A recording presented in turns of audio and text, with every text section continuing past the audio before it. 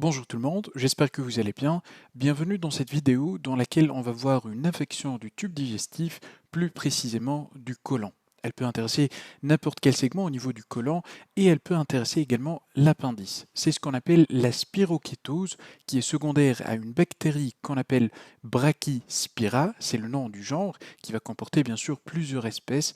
Et chez l'homme, on a essentiellement une infection par deux espèces qui peuvent d'ailleurs être associées dans une seule infection. C'est une infection qu'on pourra trouver chez les sujets qui sont immunocompétents, mais avec une fréquence beaucoup plus importante chez les sujets qui sont immunodéprimés, notamment les patients VIH positifs.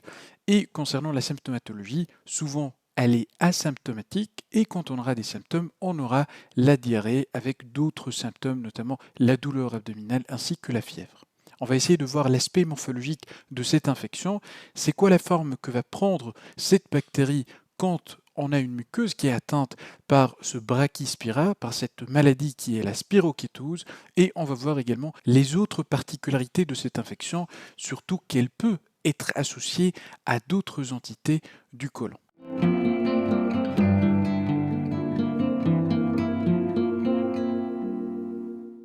Donc voilà, j'aimerais commencer tout d'abord par ce premier cas.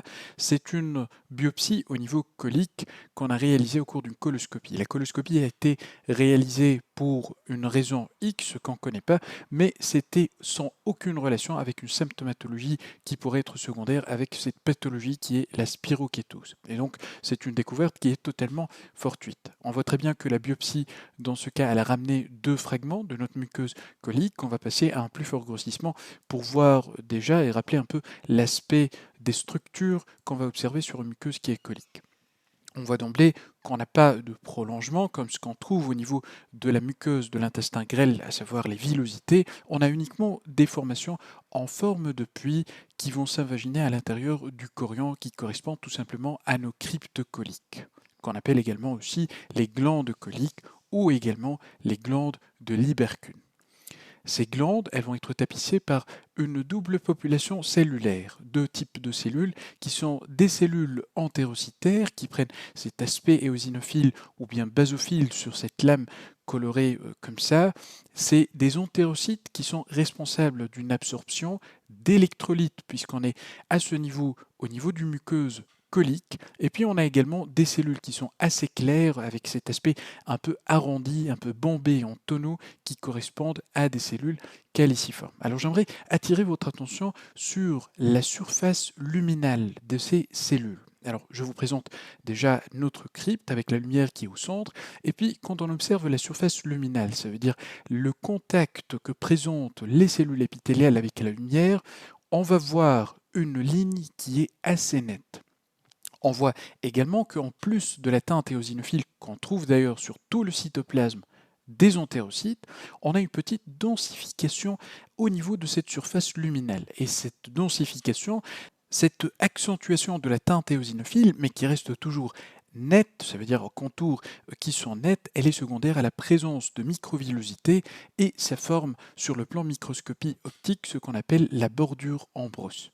Alors rappelez-vous de cet aspect parce que cet aspect va changer lorsqu'on va partir pour observer les cellules qui sont au niveau de la surface de notre muqueuse colique.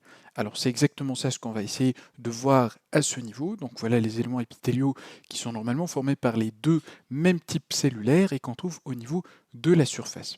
Quand on essaie d'observer nos cellules épithéliales, et plus précisément au niveau de leur surface luminale, ça veut dire du côté apical, du côté luminal, ça veut dire au contact de la lumière qui est de ce côté, on aura à observer cette ligne basophile avec ce caractère qui est flou. Alors le caractère flou, il est dû à la présence de plusieurs bactéries en forme de spirale ou bien du moins en forme de bâtonnet lorsqu'on va les observer à ce grossissement, ça veut dire par microscopie optique. Donc toute cette ligne qui n'est pas présente normalement à ce niveau, comparée par exemple cette crypte avec cette ligne qui représente la surface luminale de nos cellules, comparée là à cet aspect assez flou et assez basophile. Cette ligne, c'est une accumulation des bactéries qu'on appelle des brachyspira. Ça veut dire c'est ça ce qu'on va observer pour pouvoir poser le diagnostic d'une spirokétose. Alors si on va se balader un peu, on pourra trouver d'autres foyers qui présentent le même aspect, comme par exemple à ce niveau, regardez cet aspect assez flou de cette ligne qui a cette teinte qui est basophile. On peut la suivre à ce niveau et elle intéresse tout ce segment en allant de cette partie jusque-là. Alors vous voyez déjà qu'il y a des segments qui sont libres, ça veut dire là où on n'a pas cette colonisation par ces bactéries, et c'est possible parce qu'on peut avoir soit une atteinte qui est continue, ça veut dire étendue, soit une atteinte qui est multifocale, ça veut dire sous forme de plusieurs foyers qui sont espacés, comme ce qu'on est en train d'observer, ça veut dire un foyer à ce niveau, un autre à ce niveau. Alors si on va passer au deuxième fragment, on pourra tomber bien sûr sur le même aspect puisqu'il s'agit d'un prélèvement de la même muqueuse qui est infectée. Voilà cet aspect assez flou et basophile de cette ligne. Alors juste à côté, vous remarquez que cette ligne, elle n'est plus présente. Alors concernant le chorion de cette même muqueuse colique, elle va présenter des anomalies qui sont très variables. Alors on peut avoir soit un discret infiltré inflammatoire et qui peut aller jusqu'au maximum d'avoir un infiltrat inflammatoire qui est assez intense avec des images de cryptite associées. Pour ce cas qu'on est en train d'observer, on peut voir ici un infiltrat qui est fait d'histiocytes qu'on peut déterminer par la présence de ces cellules de volume assez abondant avec un caractère granulaire de leur cytoplasme. On voit également d'autres types de cellules, notamment des plasmocytes qu'on voit à ce niveau. Ici, on voit un lymphocyte, on voit également des polynucléaires et eosinophiles qui sont mêlés à cet infiltrat mononucléé. On voit également des suffusions hémorragiques qui vont être de cause artefactuelle et donc ça n'a rien à voir avec notre infection, notre spirokétose. Alors je passe maintenant à un deuxième exemple et ça c'est un exemple d'une résection, d'une exérèse, d'une lésion polypoïde qu'on a objectivée lors d'une coloscopie.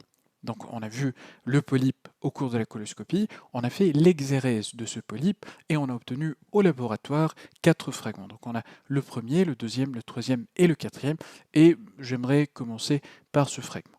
Alors déjà, quand on a un polype, on va passer à un plus fort grossissement pour essayer d'étiqueter et de donner un nom à ce polype. Alors ici, pour vous dire directement, il s'agissait d'un cas de polype festonné sessile. C'est l'ancien nom qu'on donnait à une certaine lésion qu'on appelle actuellement la lésion festonnée sessile. Il y a certains signes qu'on pourra décrire rapidement qui permettent de poser ce diagnostic, notamment l'aspect festonné, un aspect qui rappelle un peu les dents de scie. On voit très bien que cet aspect festonné s'étend depuis les éléments épithéliaux qu'on trouve au niveau de la surface et qui vont se continuer et qui vont intéresser également le fond des différentes cryptes. On voit également cette dilatation qu'on voit essentiellement au niveau de la base des cryptes, comme pour cette crypte à ce niveau ou bien à ce niveau. On voit également une accumulation d'un matériel muqueux à l'intérieur de ces cryptes. C'est ce qu'on voit à ce niveau, au niveau de la lumière, à ce niveau ou bien à ce niveau. Et puis on a également cet élargissement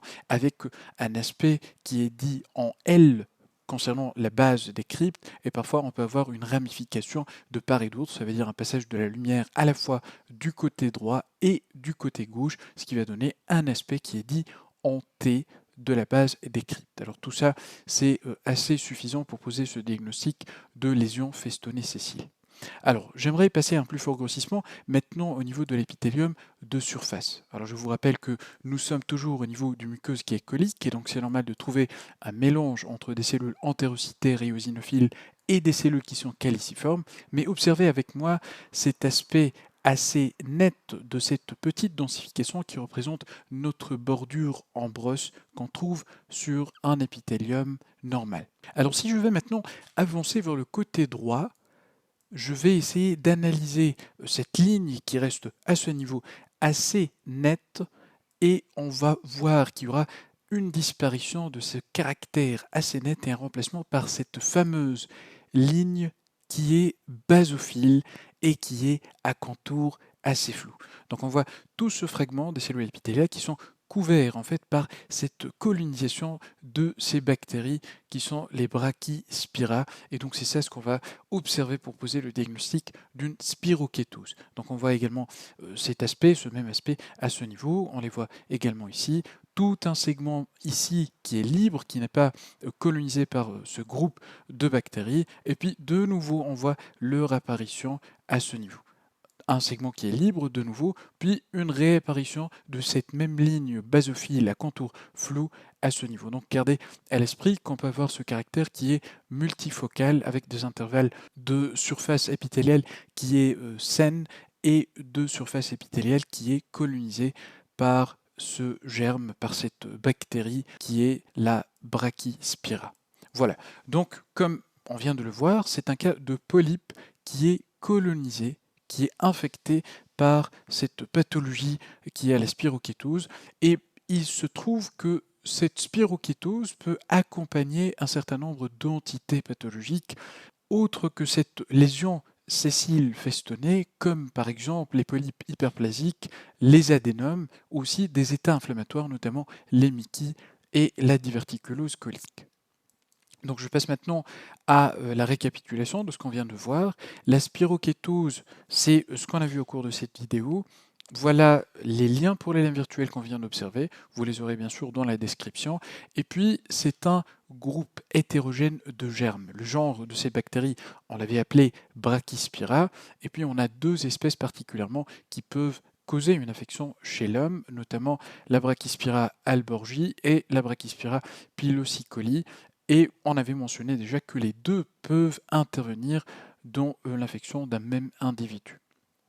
Malgré que cette bactérie soit une spirochète, ça veut dire elle a une forme de spire, ces bactéries n'ont aucun lien avec le tréponème pâle qui est le germe qui est en cause de la syphilis. 2 à 16% est l'incidence de cette infection dans les pays qui sont développés. Cette fréquence, elle est plus élevée, elle va augmenter et peut atteindre même un taux de 50% dans les pays en voie de développement, chez les homosexuels et chez les patients VIH positifs.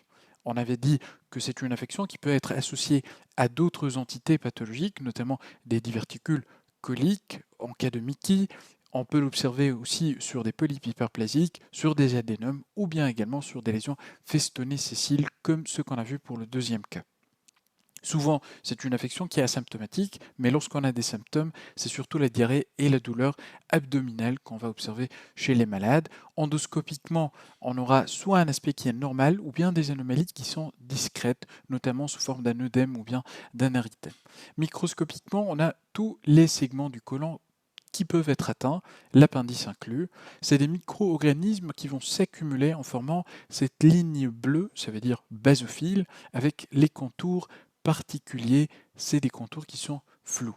On peut avoir des dépôts et la formation de cette ligne qui se fait de façon étendue, ça veut dire continue, ou bien aussi des dépôts qui sont focaux et multiples au niveau de notre muqueuse colique.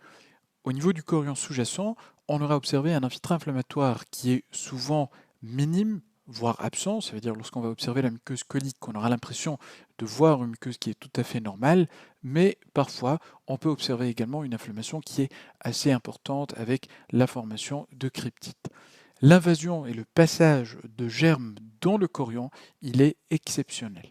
On peut utiliser des colorations spéciales, notamment la coloration de Wartin-Starry. C'est une coloration, c'est une imprégnation argentique qui va mettre en évidence plus facilement ce germe et elle va montrer également l'aspect spiralé et donc démontrer son appartenance à la famille des spirochètes. On peut utiliser également le bleuation, le PAS et aussi l'immunohistochimie qui est la technique la plus sensible et la plus spécifique pour ce diagnostic.